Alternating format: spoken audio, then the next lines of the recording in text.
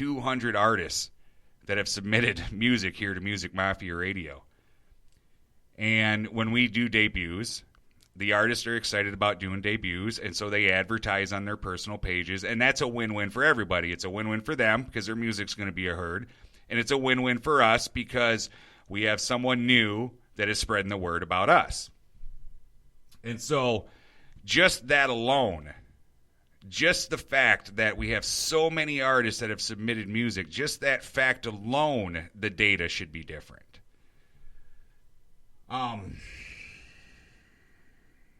You know,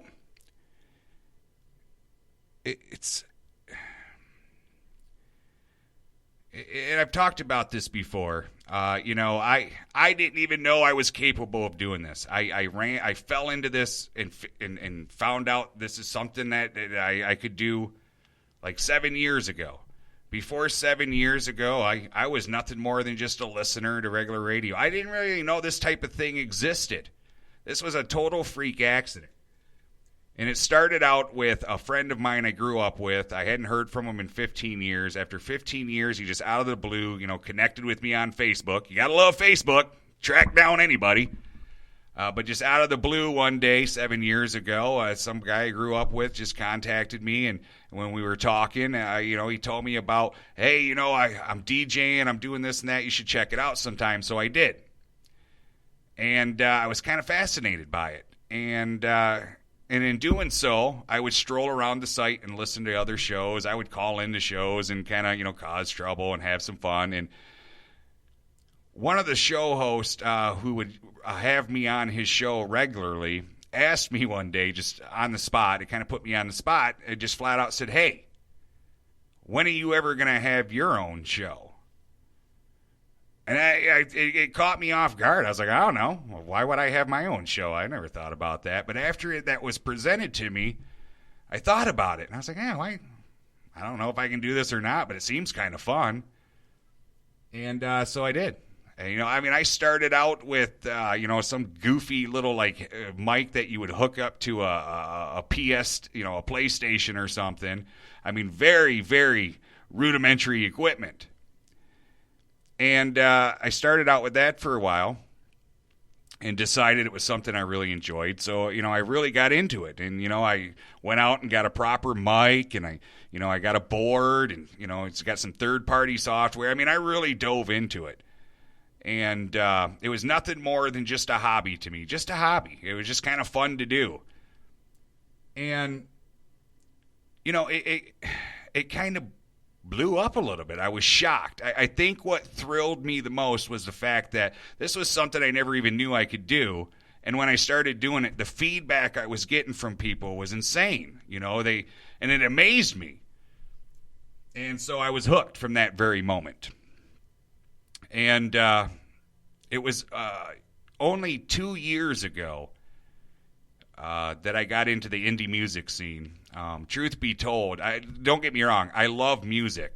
But, you know, I get messages. A lot of people assume that I'm some kind of a musical nut because of the passion that I show for this. And it's not so much that I'm a musical nut. I didn't grow up around anybody musical or anything like that. What happened is, you know, I was just kind of doing a shock jock thing. Shock jock thing's easy and it's fun. I turn on the mic, make a complete ass of myself. I'm obnoxious. You know, anything I could do to drop your jaw.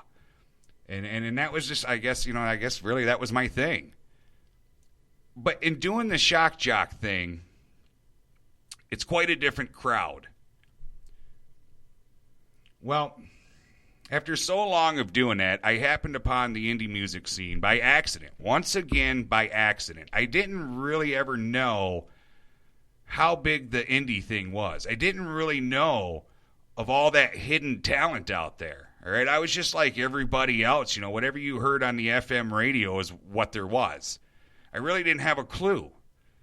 So I fell into that by accident. But what I found is I was taken aback by the difference in the audience. Now, when I'm doing the shock jock thing, I attracted trolls, nutcases, those that just love to dwell on drama. I mean, all the chaotic bullshit. You know what I mean? It's just a different type of crowd. And then I started doing the indie thing all of a sudden, and everybody was like, it was just different. People were nice. They were no drama. People were supporting each other. And it was like a drug. I mean, I got like addicted to it because it was such a nice change. I had been dealing with such chaotic audience for so long that change was just so nice. And I ended up giving up the shock jock thing altogether and concentrated on this indie music deal.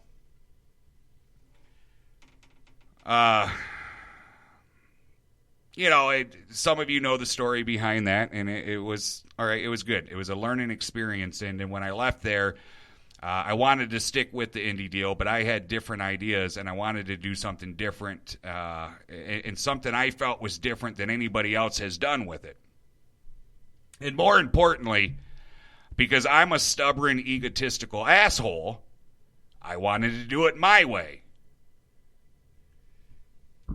I truly believe part of the reason why we are not growing is because I am so stubborn in the fact that I refuse to be some cookie cutter DJ. I'm very bad at listening to other people's shows, but from time to time I peruse around just to see what's out there, and sometimes, just to be nice or whatever, just to be supportive or what have you. And, I'm going to be honest and say that, years ago I realized that, my God, anybody can do a podcast. And when I say anybody can do a podcast, if you stroll around and listen, you'll know what I mean by that. My God. Apparently anybody can do a podcast. But I stroll around and listen to things, and, I'm going to sound like a major dickhead right now, but I just got to say it. I think there's everything I hear, everybody's trying to be that cookie cutter DJ. Everybody is trying to be that same exact thing, and nobody is really incorporating their own original style to it. And in some cases, in my opinion, in just my opinion, the DJ has like absolutely no entertainment factor whatsoever. And I know that sounds, dickish, but I'm just putting it out there.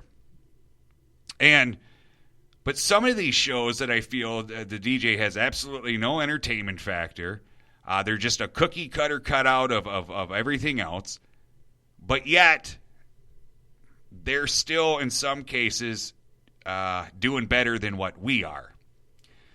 Which, again, leads me to the problem here is my style. Now, it was brought to my attention, how important social media is. That's another area where I fail because I hate social media. If it was not for this hobby, I would have nothing to do with social media. I just don't have the patience for it. I have no disrespect for anybody and what they do on it, but I personally just have no patience for social media. All right? I don't give a shit. You just made a peanut butter and jelly sandwich. I don't care that you've decided to take a 2-mile drive down the road.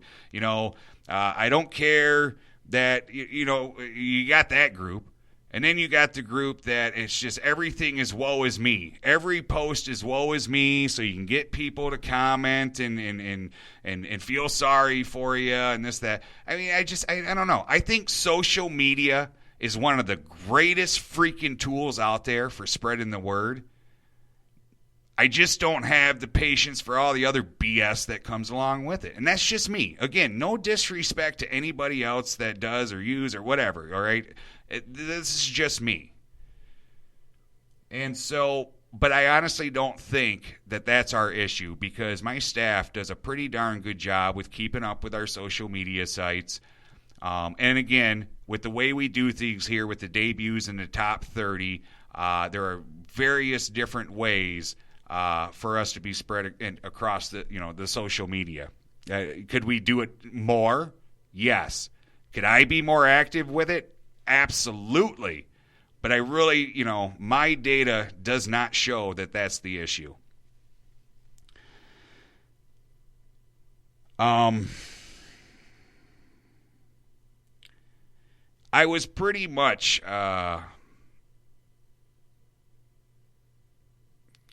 I pretty much had my mind made up that it was going to end, but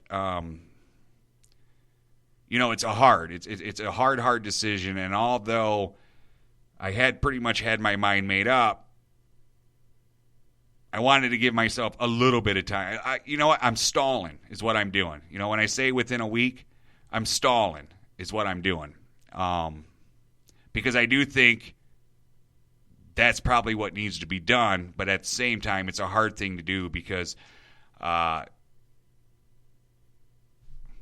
love what we're doing. I love turning this mic on.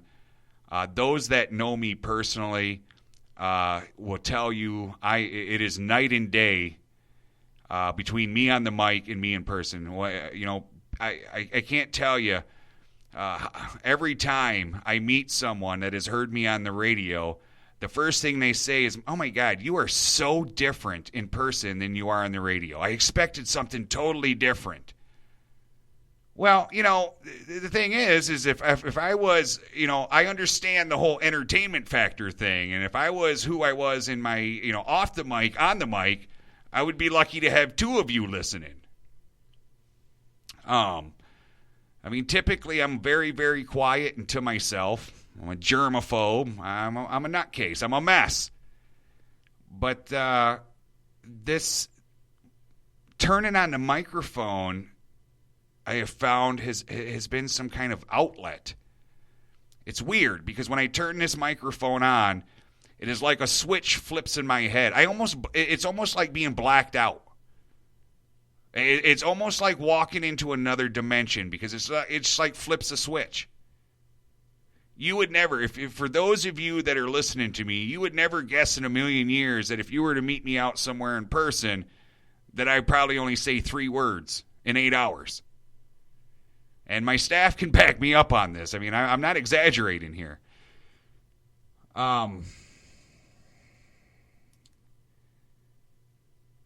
This is where my problem comes in here. And you guys know, well, at least some of you know, I've been battling with this for months. I preach a lot about spreading the word about the artist and how the number one goal, the most important thing, is to spread the word, to get the word out, to get this talent out there, to get it exposed, to get everybody hooked to it. I preach about that a lot. But then I think to myself,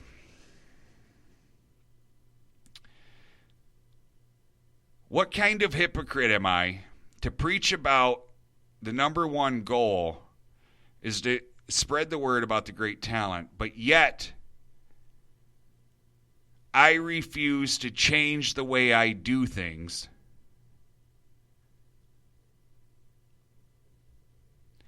I believe the stunt of our growth is because of my edgy way of broadcasting. And I know those of you that are listening and support the station are going to disagree with this. I get that. And it's easy for you to disagree because you happen to be the ones that enjoy it. But I truly believe all the data shows me that the lack of growth is due to my edgy style of broadcasting. And it tears me up a little bit because, again, it makes me feel like a hypocrite because I preach that the importance of getting the word out, but yet I refuse to change something that I know is prohibiting the growth. And it really kills me to think that I am screwing up a chance for someone to be exposed simply because I refuse to change. And I still refuse to change. There is nothing that can make me, this I gotta have fun too. Yes, the